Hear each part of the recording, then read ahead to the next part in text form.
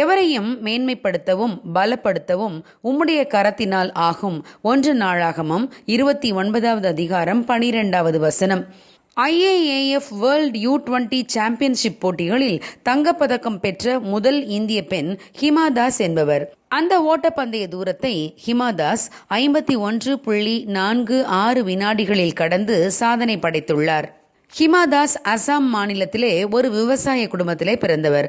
அவருடைய தகப்பனுடைய வருமானம் அந்த குடும்பத்தின் வாழ்வாதாரத்திற்கே சரியாக இருந்தது. ஹிமா தாஸ் இதையெல்லாம் பொருட்படுத்தாமல் அவர் படித்த பள்ளியின் உடற்கல்வி ஆசிரியர் கொடுத்த உற்சாகத்தில் 100 மீட்டர் மற்றும் 200 மீட்டர் ஓட்டப்பந்தயங்களில் கலந்து கொள்ள ஆரம்பித்தார். முதல் முறை கலந்து கொண்ட ஓட்டப்பந்தயத்திலேயே அவர் தங்கம் வென்றது அவருடைய பயிற்சியாளருக்கு அதிர்ச்சியை கொடுத்தது. ஆனால் ஹிமா தாஸின் குடும்பம் மிகவும் ஏழ்மையான குடும்பம் என்பதால் அவருக்கு தேவையானவைகளை வாங்கி கொடுக்கவும் போட்டிகளுக்கு அனுப்பவும் அவர்கள் மிகவும் சிரமப்பட்டனர். ஆரம்ப காலகட்டத்தில் ஹிமா தாஸ் போட்டிகளில் ஓடும்போது வெறும் காலோடு தான் ஓடுவார். முதலாக தேசிய அளவிலான போட்டிகளில் ஹிமா தாஸ் கலந்து கொள்ள ஆரம்பித்த போது அவருடைய தகப்பன் மிகவும் சாதாரணமான விலை குறைந்த ஒரு ஷூவை வாங்கி கொடுத்தார். நல்ல தரமான பிராண்டட் ஷூவாக இல்லையே என்று ஆதங்கப்பட்ட ஹிமா தாஸ் தன் தகப்பன் வாங்கி கொடுத்த ஷூவில் தானாகவே அடிடஸ் என்று எழுதி கொண்டார். நல்ல ஷூ அணிய ஆசைப்பட்டார். ஆனால் குடும்ப சூழ்நிலை அதற்கு இடமளிக்கவில்லை. ஆகவே நல்ல கம்பெனியின் பெயரை தன்னுடைய ஷூவில் தானாக எழுதி கொண்டார். ஆனால் ஹிமாதாஸின் சூழ்நிலை அப்படியே இருந்துவிடவில்லை.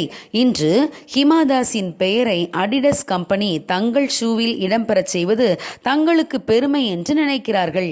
அந்த அளவிற்கு ஹிமாதாஸின் பெயர் அடிடஸ் கம்பெனிக்கு பெருமை சேர்த்திருக்கிறது.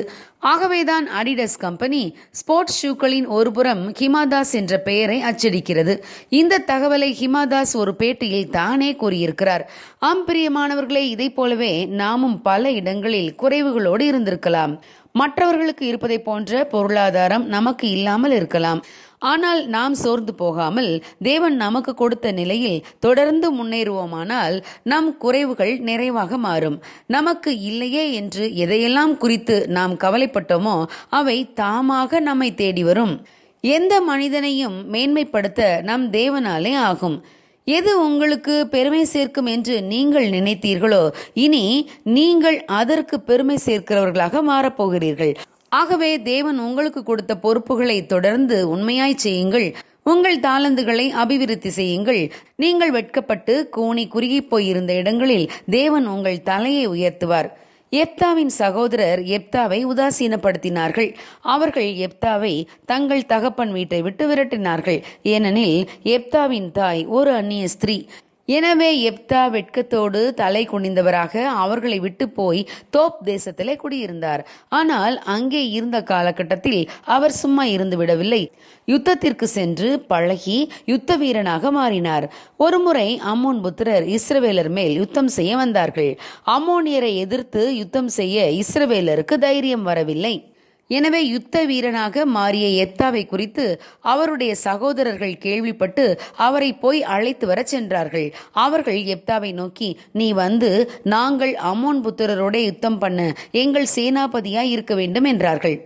மேலும் எப்தாவை பகைத்து அவரை தகப்பன் வீட்டை விட்டு துரத்தி விட்டவர்கள் எப்தாவை நோக்கி, நீ எங்களுடனே கூட வந்து அம்மோன் புத்திரரோடு யுத்தம் பண்ணி கீலேயாத்தின் குடிகளாகிய எங்கள் அனைவர் மேலும் தலைவனாக இருக்க வேண்டும்.